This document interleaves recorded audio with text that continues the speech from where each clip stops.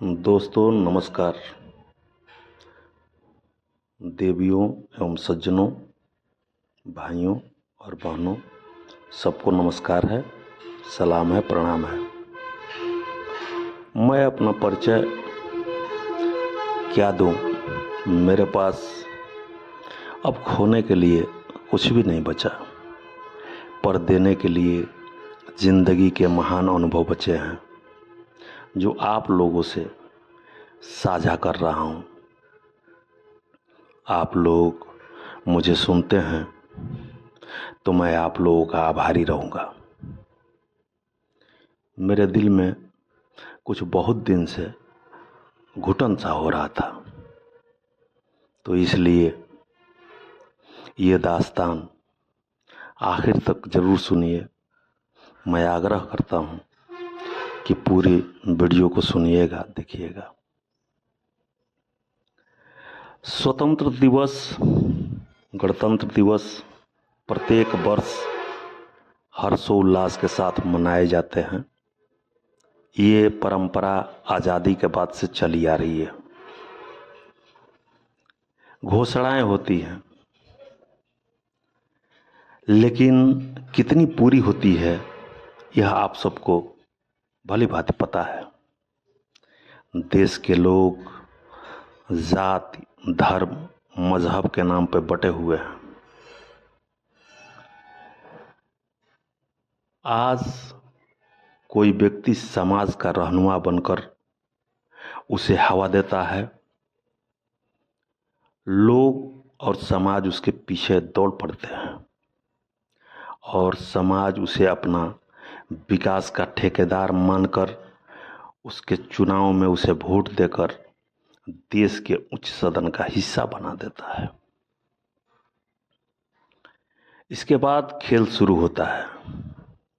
अब वो हम माननीय आप लोगों के बीच नहीं रह के आप लोगों का परवाह छोड़कर खास लोगों में अपनी उपस्थिति दर्ज कराने लगता है और फिर नए नए कथा कहानियों के साथ आपके बीच फिर चुनाव के दिन में आ जाता है।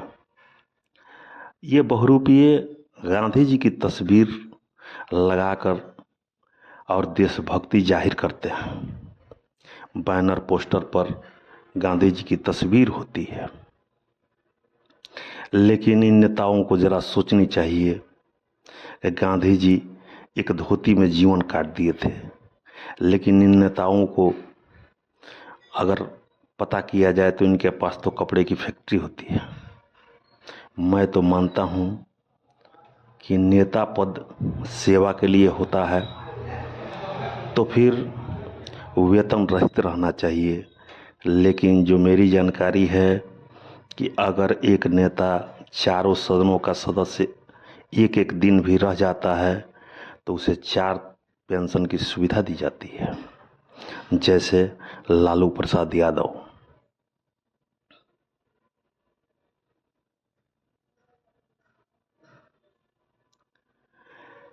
किसी का दोष नहीं है, मैं किसी को दोष नहीं देता साथियों।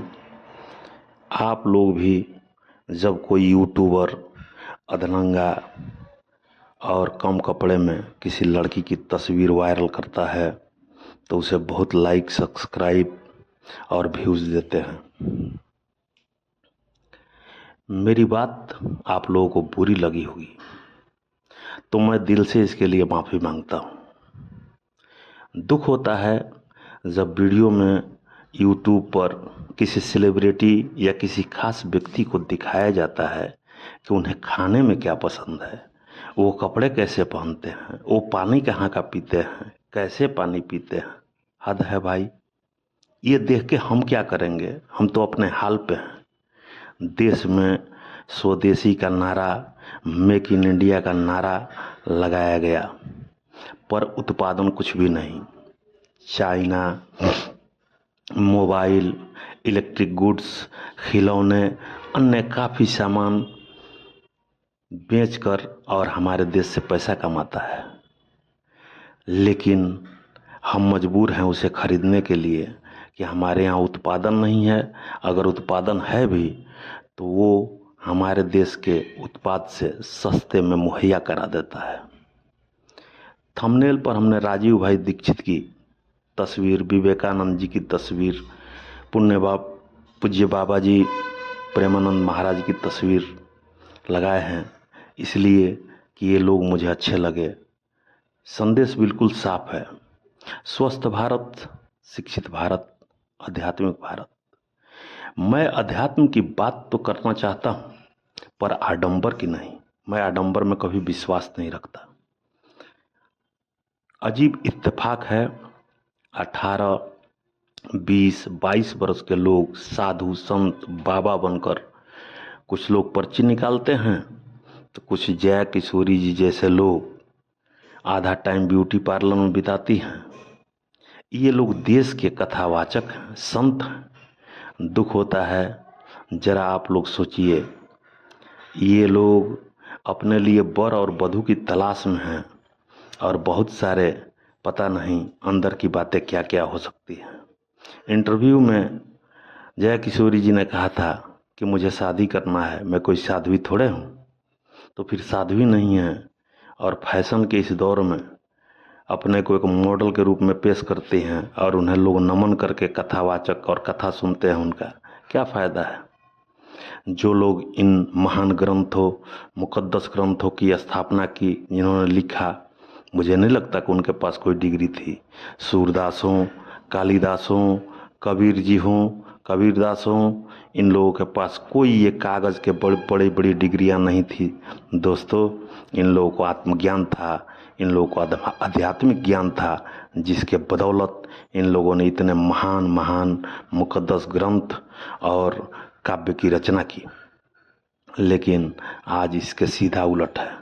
जो जितना अपने को सुंदर दिखाएगा, जो अपने को जितना मॉडलाइज करके आपके पास पेश करेगा, आप उतना ही देखना पसंद करते हैं।